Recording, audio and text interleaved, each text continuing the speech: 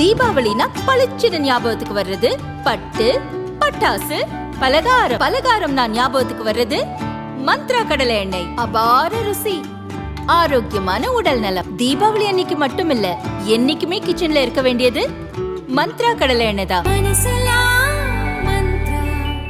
Wherever you go, whatever you do, throw a little at it. Omax, Vest and Briefs. வணக்கம். செய்திச் சுருக்கம். CBI விசாரணைக்கு டில்லி புறப்பட்டார் விஜய். கரூர் கூட்ட நெரிசல் சம்பவம் தொடர்பாக விசாரணைக்காக சிபிஐ விஜய்க்கு சம்மன் அனுப்பியது. இன்று டில்லி சிபிஐ அலுவலகத்தில் காலை 11 மணிக்கு ஆஜராக கூறப்பட்டது. இந்த சம்மனை ஏற்று சிபிஐ முன் ஆஜராவதற்காக விஜய் இன்று காலை 6 மணியளவில் தனது பனையூர் வீட்டிலிருந்து டில்லி புறப்பட்டார்.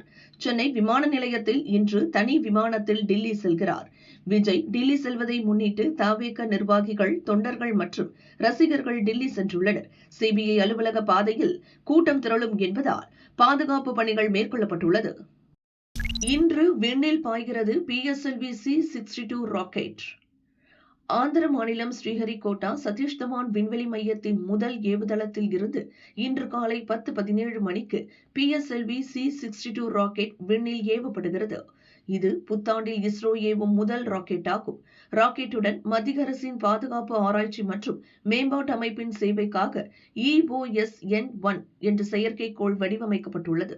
முதன்மை செயற்கைக்கோளான இதனுடன் ஸ்பானிஷ் நிறுவனத்தால் உருவாக்கப்பட்ட கெஸ்ட்ரல் இனிஷியல் டெமான்ஸ்ட்ரேட்டர் என்ற ஒரு சிறிய சோதனை கருவியும் பொருத்தப்பட்டது.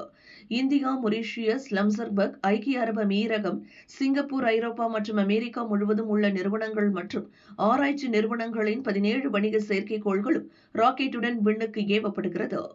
இந்த PSLV C-62 ராக்கெட்டுக்கான இறுதிக்கட்ட பணியான கவுண்டவுன் நேற்று காலை 10:12 மணிக்கு தொடங்கியது.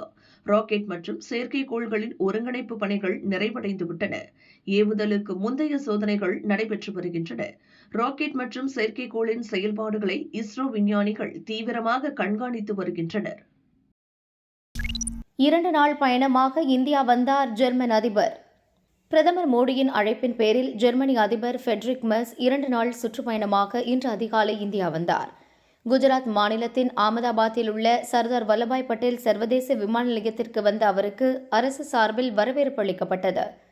ஜெர்மனி அதிபரின் இந்தியாவுக்கான முதல் அதிகாரப்பூர்வ பயணம் இது.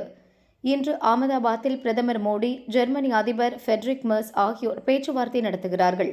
வர்த்தகம், முதலீடு, தொழில்நுட்பம், கல்வி ஆகியவற்றில் ஒத்துழைப்பை மேலும் தீவிரப்படுத்துவது குறித்தும், பாதுகாப்பு, அறிவியல், புதுமை மற்றும் ஆராய்ச்சி, பசுமை, நிலையான மேம்பாடு, மக்களிடையேயான உறவுகள் போன்றவை குறித்தும் அவர்கள் விவாதிப்பார்கள் என மத்திய அரசு தெரிவித்துள்ளது. பரிசு தொகுப்பில் சேலை இல்லை, ரேஷன் கடையில் பெண்கள் ஏமாற்றம்.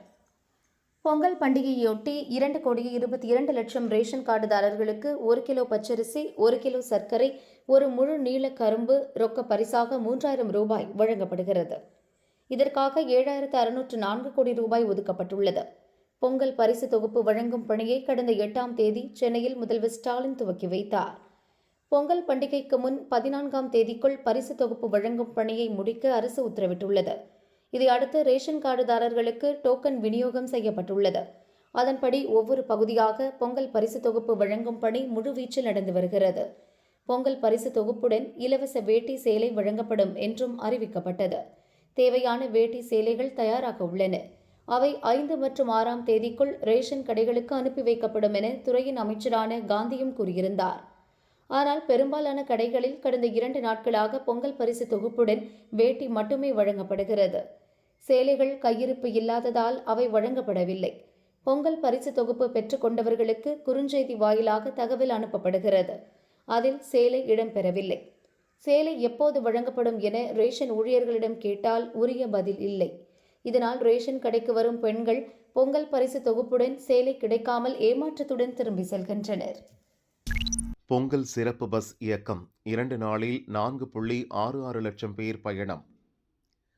பொங்கல் பண்டிகைக்கு இன்னும் 3 நாட்கள் உள்ள நிலையில் பொதுமக்கள் கடந்த 9ஆம் தேதி முதலே அரசு பஸ்களில் சொந்த ஊர்களுக்கு புறப்பட்டு சென்றனர்.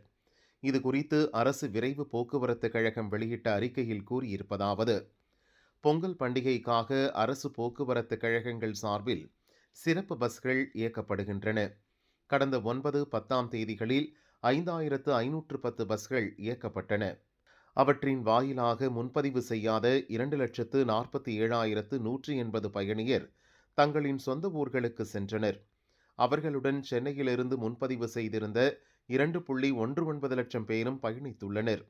வரும் 15ஆம் தேதி பொங்கல் பண்டிகை கொண்டாட உள்ள நிலையில் சனி, ஞாயிற்றுக்கிழமைகளான கடந்த 9, 10 தேதிகளில் அதிக பயணியர் சொந்த ஊர் புறப்பட்டு சென்றுள்ளனர்.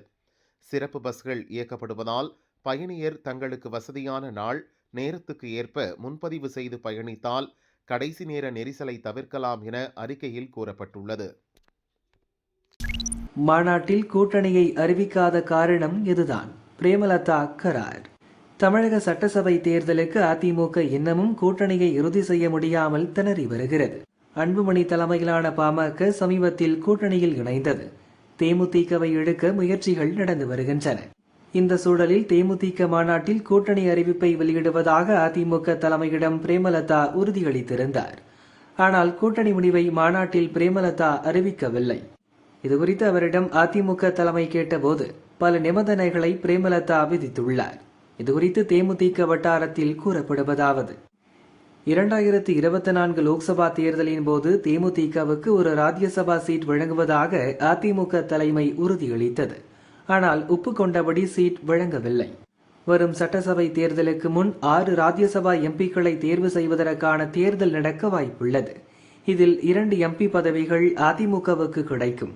அதில் ஒன்று தங்களுக்கு கிடைக்கும் என தேமுதிக நினைத்தது.